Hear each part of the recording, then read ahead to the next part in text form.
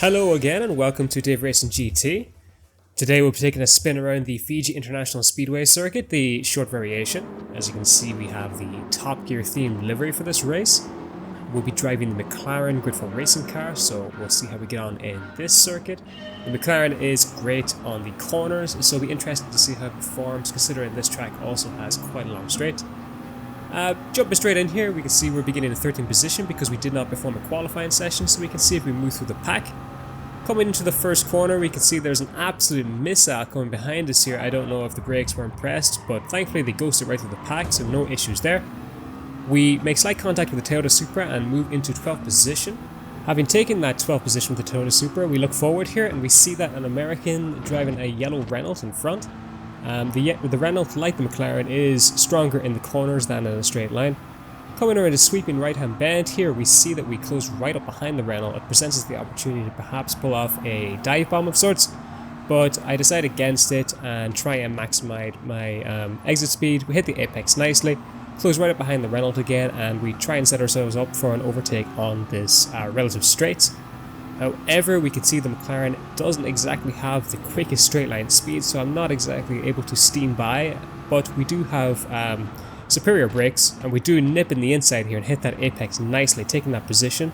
Good driving all around. Coming to the technical part of the track here, there is a tricky right-hand bend here. We hit the apex nicely, but this corner requires a lot of rotation, and you also can't get on the accelerator too early. This left is also very tricky. There's a bit of ghosting going on here. Thankfully, there's no contact thanks to the ghosting. We are in 11th position, but we just move up to 10th, and there is more ghosting. Quite a mixed field here, and we managed to come out of the ghost in 10th position, tucked in behind that GTR. We're not going to beat that in a straight line, so I decided the best thing to do is tuck it behind it and try and be pulled along on the straights. We look forward here in 7th. We see that the Subaru has received a penalty. The penalty position here is quite harsh, being at the beginning of the straight, so we both overtake him either side, moving up into 8th. Looking forward here, I'm thinking, can I outbrake that GTR, but he actually brakes way too late and overshoots that corner. Goes out, thankfully, so there's no contact, but we do take that position and move up to 7th. Looking forward here, we can see the collection of cars in front are beginning to battle. There is some contact. Pay special attention to the 6th place Chevrolet driver, Rain. He does feature heavily in this video. Now coming up to one of the strongest parts of the track for the McLaren, we see that Rain in front is spinning there a bit on the curb. We also see that the Toyota Supra has picked up a penalty, not sure what that was for. Coming around the right-hand turn here, we're thinking about a dive bomb, but I decided to try and play it safe again and try and maximize my exit speed. However, I do turn in too early there and don't hit the apex at the ideal location, so I don't get the best exit. We do stay within touching distance of the cars in front, so nothing too concerning. Coming up to the right-hand turn here, this is where the short circuit differs from the traditional circuit.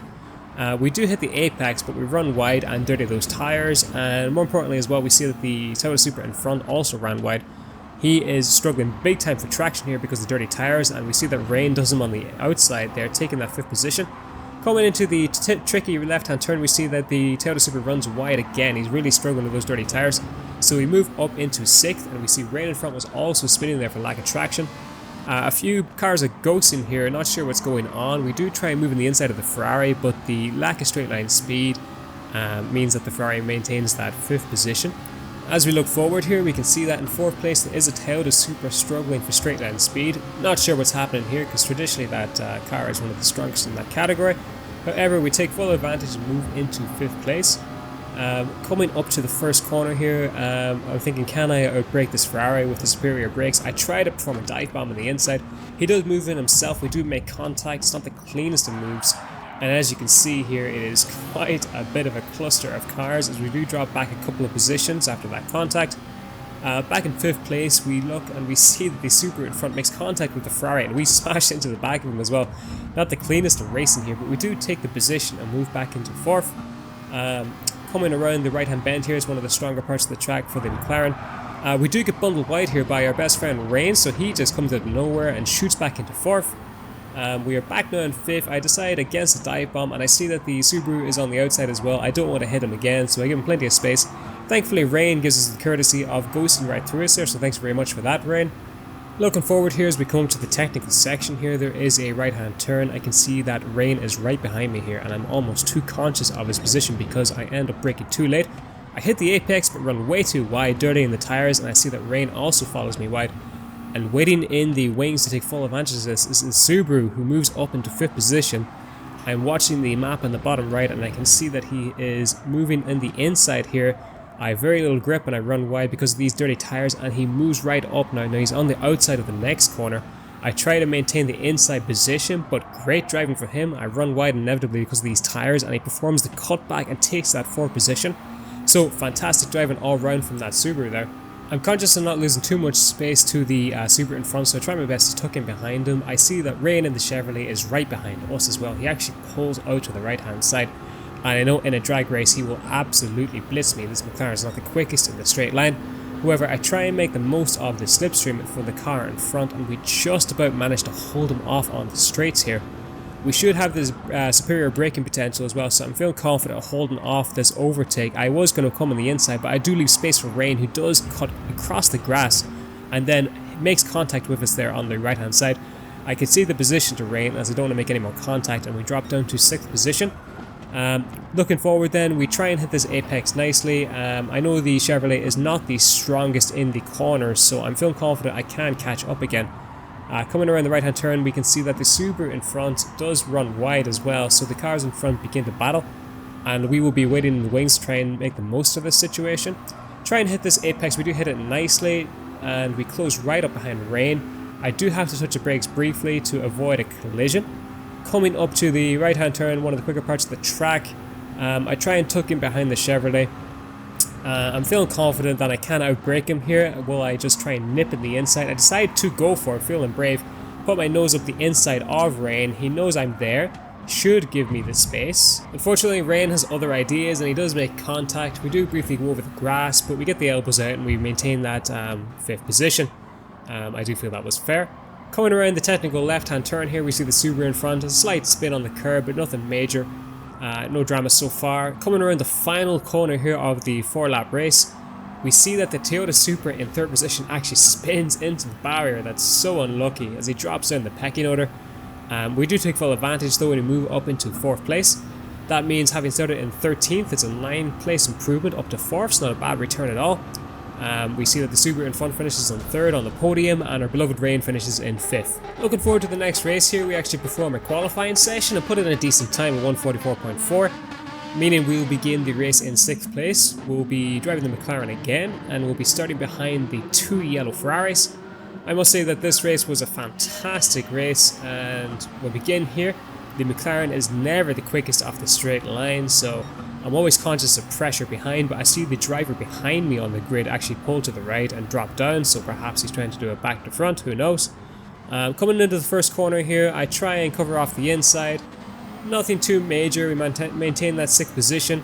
Toyota Supra in front gets a bad exit, so he's dropping down the position there, and we move on the inside of him, taking that 5th position off him. He runs wide here on the next left-hand turn, so we cement that position, moving up into 5th. Looking forward here, we can see the 2 yellow Ferraris in front in 3rd and 4th position. The McLaren closes right up because his cornering is fantastic. I decide to try and perform a dive bomb on the next corner. I put my nose up the inside. However, we do make slight contact with Lefty, the Ferrari driver there, as we do take that 4th position. However, that battle is not done yet because the Ferrari has greater straight line speed.